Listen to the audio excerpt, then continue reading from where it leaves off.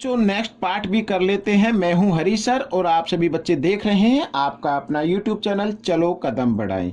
तो state level के question है, स्टेट लेवल पर किस टाइप के क्वेश्चन आते हैं वो उस टाइप के क्वेश्चन मैं सोल्व कर रहा हूं। मैं आपको एक बार फिर बता देना चाहता हूं, आपको ज़्यादा से ज़्यादा प्रैक्टिस करनी है, ठीक है। इक्वेशन की प्रैक्टिस करनी है, लीनियर इक्वेशन की प्रैक्टिस करनी है और रेशो के जो क्वेश्चन होते हैं उनकी प्रैक्टिस करनी है, ठीक है, अर्थमेटिक पार्ट के लिए। तो आइए करना शुरू करते हैं। यहाँ पर बच्चों देखो क्या कहता है, if the cost of 1 litre milk, ठीक है, 1 लीटर की कॉस्ट गिवन है, find the cost of 3.75 litre of milk. तो 3.75 की कॉस्ट फाइंड आउट करनी बिल्कुल ईजी है बच्चों, मल्टीप्लाई कर देना है। तो लिख लेते हैं cost of 1 litre of milk, ठीक है, यहाँ पर ये मैं लिख लेता हूँ इक्वल टू ₹52, ठीक है। 1 लीटर की कॉस्ट आ गई, तो हमें जो कॉस्ट फाइंड आउट करनी है वो 3.75 लीटर की कॉस्ट फाइंड आउट करनी है, ठीक है ना। तो क्या करना है, तो यहाँ पर 3.75 को आपको मल्टीप्लाई कर देना है 52 से, इस तरीके से, ठीक है। तो इधर मल्टीप्लाई करके देख लो, ये देख लो, पॉइंट हटा के कर लो आप मल्टीप्लाई, कोई दिक्कत नहीं है। ये लो 2 5 जा 10, कैरी 1, 2 7 जा 14 और 1 15, कैरी 1, 2 3 जा 6 और 1 7, ये आ गया, ठीक है। 5 से 5 5 जा 25, कैरी 2, ठीक है। 5 7 जा 35 और 2 37, ठीक है, ये आ गया ना। तो कैरी 3 हो गया, 5 3 जा 15 और 3 18 हो गया बच्चों, ये आ गई। तो 0 और 5 और 5 10, 10 की 0, कैरी 1, 7 और 7 14 और 1 15, ठीक है। और यहाँ पर 9 आ जाएगा, इस तरीके से आ गया। तो ये आ गई बच्चों 19500। अब यहाँ पर हम देख रहे हैं 2 डिजिट के बाद डेसिमल है, तो 2 डिजिट के बाद आपको डेसिमल लगा देना, तो ये आपका आंसर आ गया। बहुत ही इजी क्वेश्चन था, ठीक है। क्वेश्चन नंबर 5 क्या कहता है, देखो इधर क्वेश्चन नंबर 5 क्या कहता है। तो क्वेश्चन नंबर 5 कहता है कि if the ratio of length and breadth of a rectangle, यहाँ पर रेशो गिवन है और साथ ही पेरीमीटर भी गिवन है। क्या गिवन है, पेरीमीटर भी गिवन है। अब बच्चों यहाँ पर मान ली लेट कर लेते हैं, let the length, area find out करना है, लेट द लेंथ, भाई लेंथ का रेशो क्या है 5 है ना, तो इसको 5x मान लीजिए। और इधर ब्रेथ का रेशो है 2, तो इसको मान लेते हैं 2x मान लेते हैं, ठीक है। पेरीमीटर गिवन है, क्या गिवन है, पेरीमीटर। तो पेरीमीटर गिवन है, तो इसका मतलब पेरीमीटर का फॉर्मूला रखेंगे हम। तो पेरीमीटर का फॉर्मूला होता है 2l + b, यही तो होता है, और इक्वल 112 रख देना है। तो अब यहाँ पर 2 और l क्या है बच्चों 5x + 2x, इस तरीके से 112। अब 2 इधर किस फॉर्म में, मल्टीप्लाई में, इधर ये डिवाइड, इधर ये इक्वल में है, तो चाहे तो आप डिवाइड करके कैंसिल कर सकते हैं, या इधर के 2 1 जा 2 और 2 5 जा 10, 2 6 जा 12, इस तरीके से भी कर सकते हैं। अब 5 और यहाँ पर आ गया 2x, 5x और 2x कितना हो गया 7x हो गया, और इक्वल टू 56 आ गया। तो 7 से फिर कैंसिल कर दीजिए, 7 1 जा 7, 7 8 जा 56, तो x की वैल्यू क्या आ गई 8 आ गई। अब यहाँ पर जो लेंथ अगर हमें निकालनी है तो वो निकाल लेते हैं। लेंथ कितनी होगी भाई, 5x थी ना यहाँ पर, ये 5x, तो 5 को 8 से मल्टीप्लाई कर देना है, 8 5 जा होता है 40, तो आ गया बच्चों 40। यहाँ पर सॉरी, यहाँ पर ये मीटर है बच्चों, ये ठीक है मीटर है, तो मीटर लिख देता हूँ 40 मीटर। और ब्रेथ, यहाँ पर ब्रेथ भी निकाल लेते हैं, तो ब्रेथ है 2x यानी 2 × 8, 8 2 जा 16 होता है, 16 मीटर आ गया। अब पूछा है इसका एरिया क्या होगा, तो भाई एरिया, रेक्टेंगल का एरिया क्या होता है, एरिया ऑफ रेक्टेंगल, यहाँ पर मैं लिख देता हूँ एरिया ऑफ रेक्टेंगल, तो होता है लेंथ इंटू ब्रेथ, तो लेंथ इंटू ब्रेथ, इस तरीके से। तो 0 यू क्यों लगा दीजिए, इधर 16 इधर 4, 16 4 क्या होता है 64, तो ये आ गया बच्चों मीटर स्क्वायर। तो ये आपका आंसर हो गया। तो इस तरीके से क्वेश्चन सोल्व हो गया, बहुत ही इजी क्वेश्चन है। आइए करते हैं क्वेश्चन नंबर 6, ये रहा आपके सामने, बहुत ही इजी क्वेश्चन है। देखो क्या कहता है, अब ये देखो मीन वाले क्वेश्चन भी आ गए, ठीक है। एक्स की वैल्यू, ये तो खैर उसी का है, इक्वेशन वाला क्वेश्चन है, तो मीन वाले क्वेश्चन भी इसके अंदर हैं। तो find the value of x, x की वैल्यू फाइंड आउट करनी है। फिर वही करना है, एक्स वाले टर्म को एक साइड में ले आए और जो डिजिट वाले टर्म है मीन्स जो वेरिएबल नहीं है उनको एक तरफ ले आए, ठीक है। तो इधर 0.4x और इधर को इसको लेके आएंगे, इधर ये प्लस का इधर आकर ये माइनस का हो जाएगा, तो माइनस का साइन हम इसको कर देते हैं। तो 0.28x और इक्वल 1.22 और ये इधर प्लस में इधर आकर ये माइनस में हो जाएगा, तो इसको लिखेंगे जो -0.5 इस तरीके से, ठीक है। आपको करना क्या, बिल्कुल एक्यूरेट करना है बच्चों। बहुत से बच्चे इसमें गलती कर देते हैं। देखो अब यहां पर ये गिवन है 0.4, अब इसके पीछे कोई डिजिट नहीं है तो आप इसमें 0 लगा सकते हैं, कोई दिक्कत नहीं है बच्चों, इस तरीके से लिख सकते हैं, ठीक है ना। ये इस तरीके से आप लिख सकते हैं और पॉइंट के नीचे पॉइंट लिखना है 28x इस तरीके से, तो आपको कर देना है इसको माइनस, ठीक है, माइनस कर देना है। अब देखो 10 में से 8 माइनस करेंगे तो 2 आ जाएगा, इधर आएगा 3 में से 2 माइनस करेंगे 1 आ जाएगा और पॉइंट इस तरीके से, ठीक है। और ये x बड़े नंबर के सामने प्लस का, इसलिए प्लस का रखेंगे, तो हम यहाँ पर लिखेंगे 0.12x, ठीक है।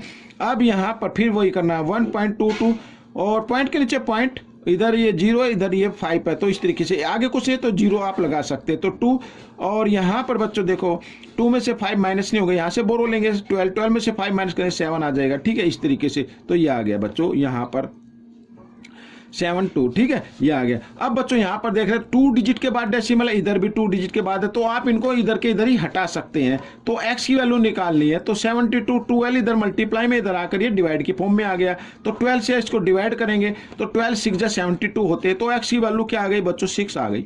कितनी आ गई 6 आ गई, ठीक है। तो ये क्वेश्चन आपका सोल्व हो गया। आइए करते हैं क्वेश्चन नंबर 7।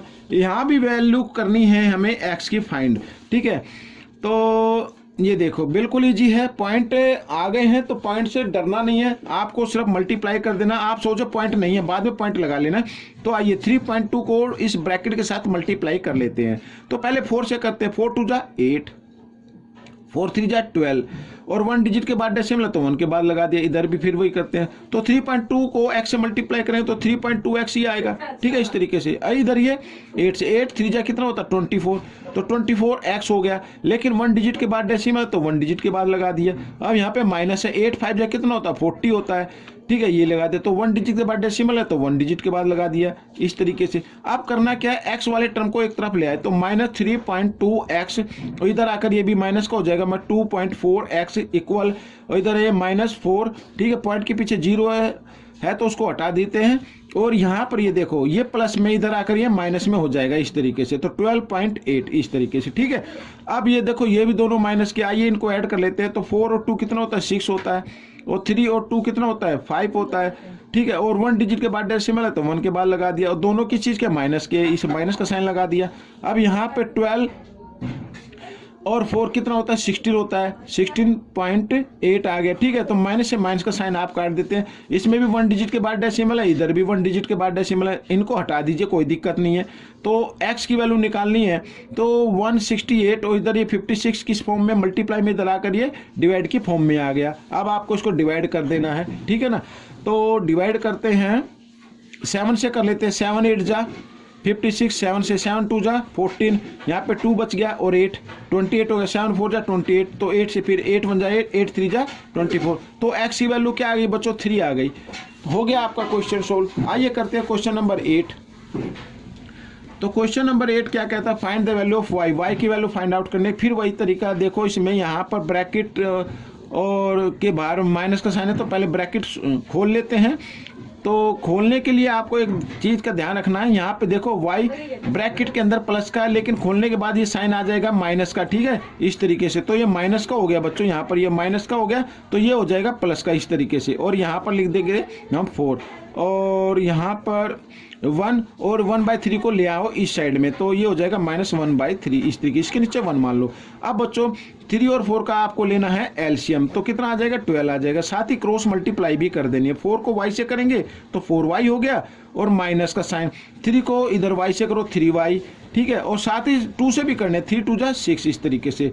और यहाँ पर भी फिर वही करना है, 3 और 1 का एलसीएम लिया 3 आ गया, साथ ही क्रॉस मल्टीप्लाई भी कर देनी है, 3 1 जा 3 और 1 1 जा 1 इस तरीके से। तो 3 में से 1 माइनस करेंगे 2/3 आ गया इधर, ठीक है।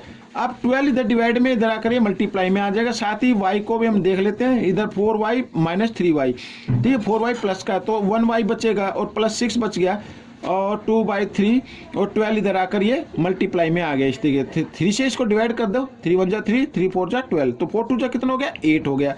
ठीक है, अब y इक्वल 8, अब ये +6 है इधर आकर ये -6 हो जाएगा, 8 में से 6 माइनस करेंगे तो कितना आ गया 2 आ गया, तो y की वैल्यू आ गई 2। तो ये आपका आंसर आ गया है y इक्वल 2। ठीक है, ये आप देख रहे हैं y इक्वल 2। अब हमें चेक करना है कि ये आंसर हमारा राइट है या रॉन्ग है। तो हम क्या करेंगे, इस y की वैल्यू को ना y की इक्वेशन में, जो इक्वेशन हमारे पास है, क्योंकि उस पेज पर जगह कम थी तो मैंने ये न्यू पेज पर करा रहा हूँ।